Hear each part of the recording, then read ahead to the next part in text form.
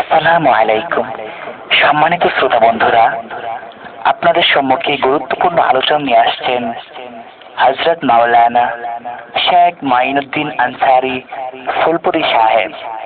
হযরত মাওলানা শেখ মাইনুদ্দিন আনসারী ফুলপুরি সাহেব। মালিক ইবনে দিনার রাহমাতুল্লাহি আলাইহিকে পিছন থেকে একটা সাপ দৌড়াইতেছে, আর মালিক ইবনে দিনার উনি সামনের দিকে দৌড়তেছে। দৌড়তে দৌড়তে বাঁচাও বাঁচাও বলে কান্দে, বাঁচাও বাঁচাও বলে চিল্লাইতেছে। মালিক ইবনে দিনারকে কেউ আসে না সহযোগিতা করতে। পিছন দিকে সাপে দংশন করবে, ওই সাপ পিছন দিকে দৌড়ে আসতেছে। মালিক ইবনে দিনার সামনে দিয়ে দৌড়তেছে। দৌড়তে দৌড়তে দৌড়তে দৌড়তে যাইতে যাইতে কিছুক্ষণ সম্মুখ দিকে অগ্রসর হওয়ার পরে এমন সময় দেখতে পেল একটা মুরব্বী লোক সামনে দাঁড়িয়েছে।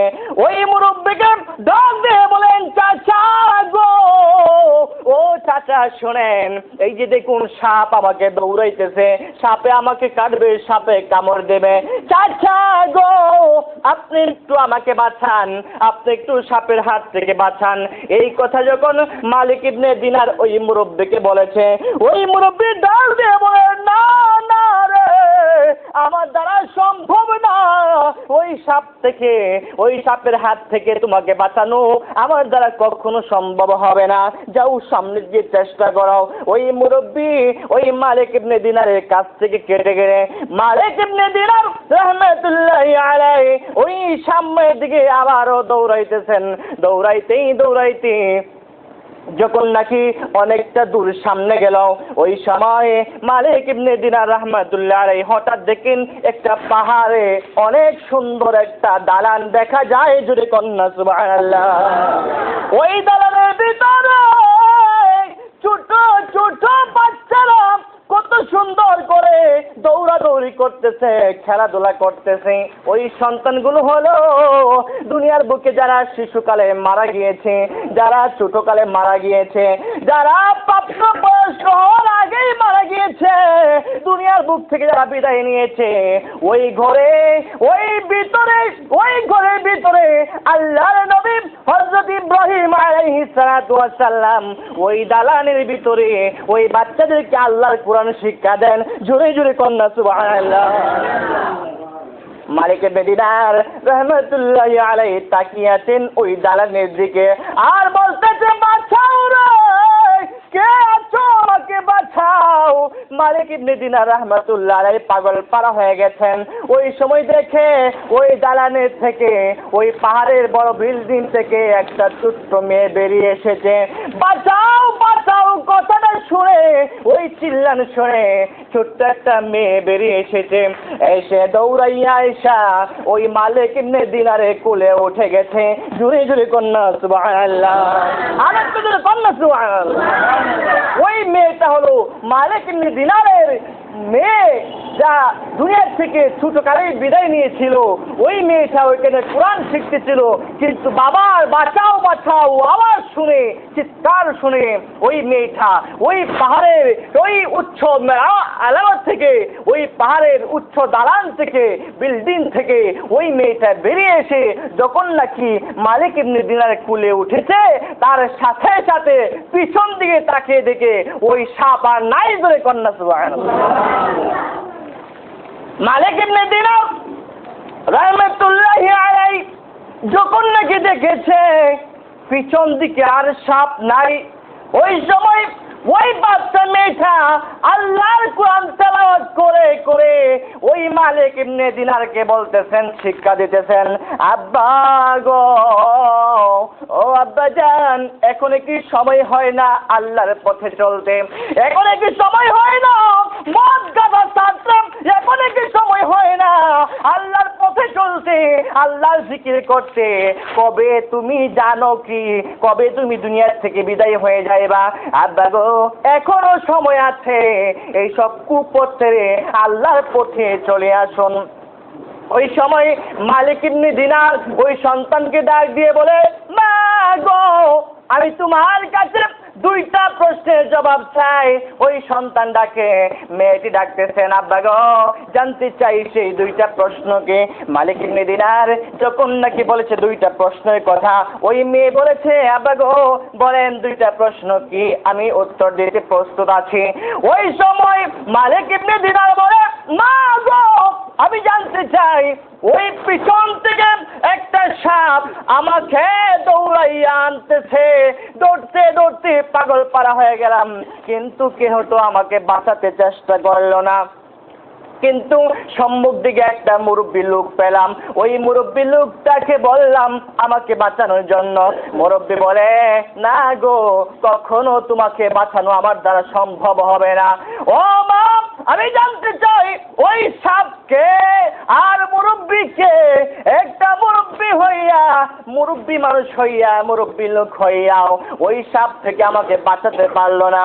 মাগো আমি জানতে চাই ওই সাপটাকে আর মুরব্বী লোকটাই ভাগ্যে। ওই সময় মালিক ইবনে দিনার রাহমাতুল্লাহি আলাইহি ওনার সন্তান, ওনার মেয়েটা ডাকতেছেন, আব্বা গো ওই সাপটা হলো দুনিয়ার মুখে অপরাধ করেছো, অন্যায় করেছো, মদ খেয়েছো, গাঁজা খেয়েছো, হারামি করেছো। ও আব্বা শুনো, দুনিয়ার মুখে যত অপরাধ করেছো ওই অপরাধটা হলো ওই সাপ তোমাকে দংশন করার জন্য, ওই সাপ তোমাকে ধ্বংস করার জন্য সম্মুখ দিকে আসতেছে। ওই সময় মালিক ইবনে দিনার রাহমাতুল্লাহি আলাইহি ডাকে, মাগো বুঝতে পেলাম সেটা আমার অপরাধ, কিন্তু সামনে যে মুরব্বী লোকটার সাথে দেখা হয়েছিল ওই মুরব্বী লোকটাকে জানতে চায়।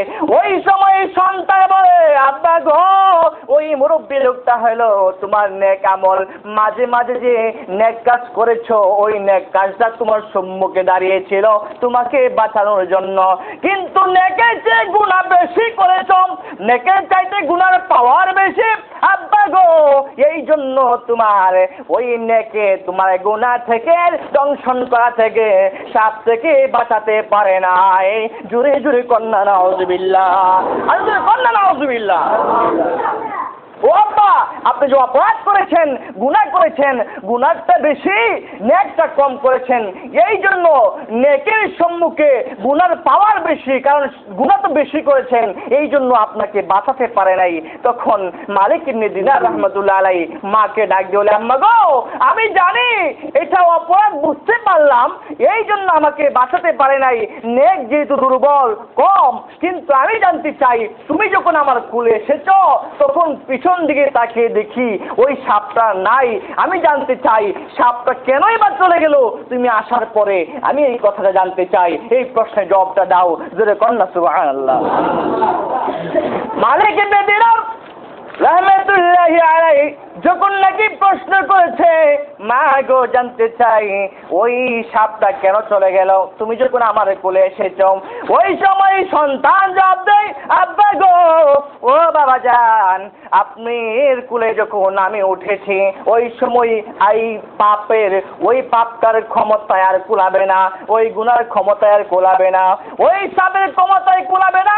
তার কারণ হলো আমি তোমার সন্তান, আমি তোমার কোলে উঠেছি, আমার কোনো অপরাধ নাই, কোনো গুনাহ নাই, অন্যায় নাই, আমি বেগুনাহ মাসুম বাচ্চা, আমি ওই পাহাড়ে আল্লাহর কোরআন শিখতেছি, আল্লাহর কোরআন তেলাওয়াত করতেছি, আমাকে আল্লাহর নবী হযরত ইব্রাহিম আলাইহিস সালাতু ওয়াস সালাম আমাকে ওই পাহাড়ে, ওই যে দেখো দালান কত সুন্দর বিল্ডিং, ওই বিল্ডিং এর ভিতরে আমাদেরকে কোরআন শিক্ষা দেয়, আমি কোরআন তেলাওয়াত করি, আল্লাহর কোরআন তেলাওয়াত করেছি, আমি বেগুনাহ মাসুম থাকার কারণে আমার সম্মুখে ওই সাপ এসে দাঁড়াতে পারে নাই।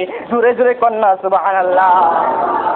ওই সময় মালিক ইবনে দিনার রাহমাতুল্লাহি আলাইহি ঘুম ভেঙে গেছে, সজাগ হয়ে গেছেন, সজাগ হয়ে ঘুম থেকে উঠে হঠাৎ পাগল পাড়া হয়ে গেছে, কি সর্বনাশ, কি দেখলাম, কি হবে সামনে, আমি তো অপরাধ করে ফেলেছি, গুনাহ করেছি বেশি, এই জন্য উনি পাগল পাড়া হয়ে দিশেহারা হয়ে কি করবে, কিভাবে ক্ষমা পাওয়া যাবে, আল্লাহর কাছে কিভাবে যাওয়া যাবে, আল্লাহর কাছে কিভাবে মুক্তি পাওয়া যাবে, ওই চিন্তায় পাগল পাড়া হয়ে উনি রাত্রে বেলায় গোসল করে আস্তে আস্তে করে উনি মসজিদের দিকে চলে গিয়েছেন। জুড়ে কন্যা সুবহানাল্লাহ। মসজিদে গিয়ে উনি আল্লাহর কাছে বলতেছেন, আল্লাহ গো ও পারে আল্লাহ জীবনে কত অপরাধ করেছি, কত গুনাহ করেছি। আল্লাহ গো, ও পাগল আল্লাহ, আর জীবনে গুনাহ করব না, আর জীবনে অপরাধ করব না, আর জীবনে মদ খাবো না, আর জীবনে গাঁজা খাবো না। আল্লাহ গো, আমার জীবনের গুনাহগুলি ক্ষমা করে দাও। এই মালিক ইবনে দিনার আল্লাহর কাছে এক রাত্র, ওই রাত্রটা এমন ভাবে কান্নাকাটি করেছে, এমন ভাবে কান্নাকাটি করেছে, কানতে কানতে কানতে কানতে এমন একটা পর্যায়ে চলে এসেছে, ওই একদিনের কান্নায় ওই মালিক ইবনে দিনারকে আমার আল্লাহ আল্লাহর ওলি বানিয়ে দিয়েছে। জোরে জোরে কন্যা সুবহানাল্লাহ। একদিনের কান্নায় যদি মালিক ইবনে দিনার রাহমাতুল্লাহি আলাইহি আল্লাহর ওলি হতে পারে, এই সুযোগটা এখনো আছে না নাই? আছে, আছে। সুতরাং আল্লাহর কাছে কান্নাকাটি করা দরকার আছে না?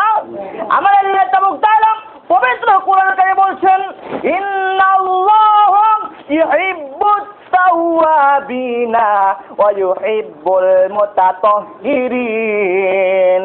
আল্লাহ পাক পবিত্র কোরআনে বলেছেন, যারা বেশি বেশি করে তওবা করেন আমি আল্লাহ তাদেরকে বেশি ভালোবাসি। জোরে কন্যা সুবহানাল্লাহ, আরে জোরে কন্যা সুবহানাল্লাহ। যারা বেশি বেশি তওবা করে, তওবাকারীকে আমি আল্লাহ ভালোবাসি। আরেকটা মানুষকে ভালোবাসি, যে সকল লোক পবিত্রতা অবলম্বন করে চলে তাদেরকেও আমি আল্লাহ ভালোবাসি। জোরে কন্যা সুবহানাল্লাহ। আল্লাহ পাক যাদেরকে ভালোবাসবেন তাদের স্থান কোথায় হবে? জান্নাত না জাহান্নাম?